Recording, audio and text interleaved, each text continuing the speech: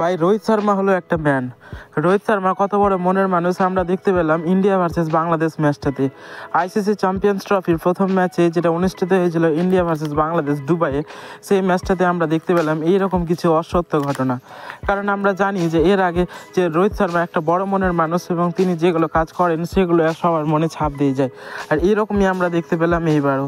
প্রথমে যখন তানজিদ হাসান যখন আউট হলো প্রথম বলে, উইকেট কিপার KL রাহুল হাতে বোলিং ছিল আকসার প্যাটেল, আর তারপরের বলেই মুশফিকুর রহিম তারপরের বলে আউট হয়ে যায়। পরপর দুটো উইকেট পড়ে গেছিলো বাংলাদেশের, আর তারপরে হ্যাট্রিক চান্স ছিল।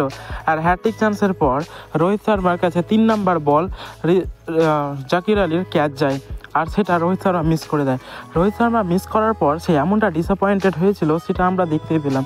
কারণ রোহিত শর্মা এটা আউট করার খুবই চান্স ছিল, আর সেটা যদি ধরে নিত তাহলে আইসিসি ইভেন্টের সবচাইতে বড় হ্যাট্রিকের শিকার হতো এবং হ্যাট্রিকের প্রাপ্ত গ্রাহক হতো আকসার প্যাটেল। আকসার প্যাটেল একটা বড় মানের বোলার এবং ব্যাটিংও আমরা দেখেছি যে আকসার প্যাটেল যদি এই ক্যাচটা শুধুমাত্র এই ক্যাচটা যদি ধরে নিত তাহলে বিভিন্ন ধরনের রেকর্ড তৈরি হতো। আকসার প্যাটেল যদি এই হ্যাট্রিকটা করে নিত তাহলে Axar would become first player with hat-trick on debut in ICC ODI events. মানে আইসিসি ওডিআই ইভেন্টসে প্রথম যে আকসার প্যাটেল খেলছে সে প্রথম হয়ে যেত হ্যাট্রিক প্রাপ্ত।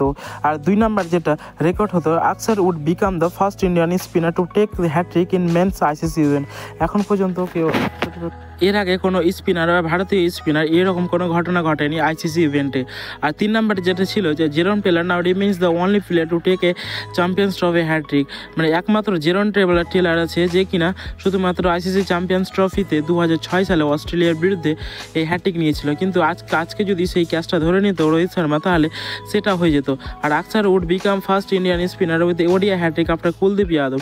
এর আগে শুধুমাত্র কুলদীপ যাদব পরপর 2টা হ্যাট্রিক করেছে, কিন্তু এবার যদি আকসার প্যাটেল এই হ্যাট্রিকটা করে নিত তাহলে হয়তো সবচেয়ে ভালো হতো। কিন্তু হ্যাট্রিকটা হয়নি, এটা তো ঠিক কথা, কিন্তু রোহিত শর্মা যেটা করেছে সেটাই দেখার বিষয়। কারণ রোহিত শর্মা যখনই ক্যাচটা ছুটেছে পরপর 3-4 বার মাটিতে হাত মেরেছে। আমরা দেখতে পাচ্ছি যে ডিসঅ্যাপয়েন্টেড হয়েছে রোহিত শর্মা, আর ডিসঅ্যাপয়েন্ট হয়ে এমন একটা কাজ করেছে যা কিনা কোনো ক্যাপ্টেন করতো না। রোহিত শর্মা যে সাথে ক্যাচটা ছুটে যাওয়ার পর 3 নম্বর ক্যাচটা স্লিপে ছুটে যাওয়ার পরই রোহিত শর্মা আকসার প্যাটেলের কাছে ক্ষমা চেয়ে নিয়েছে, সাথে হাত জোর করে ক্ষমা চেয়ে নিয়েছে।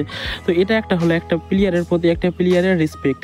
একটা প্লেয়ার যে একটা প্লেয়ারের কতটা সম্মান করে, কতটা অভিজ্ঞতা আছে এবং তারা একে অপরের জানে, এবং তারা জানে যে এটাও পার্ট অফ দ্য গেম। কারণ ক্যাচ ছাড়বে, ধরবে, খেলা খারাপ হবে, ভালো হবে, এটা পার্ট অফ দ্য গেম। কিন্তু এইরকম একটা মিস্টেক যেটা আকসার প্যাটেলের বড় রেকর্ড, মানে 4টা রেকর্ড ভাঙতে পারতো একটা মাত্র ক্যাচে, আর সেটা উঠেও গেছিল ক্যাচটা। আর সেটা শুধুমাত্র রোহিত শর্মা যদি পারফেক্টলি ধরতে পারতো তাহলে সব কিছু ঘটে যেত।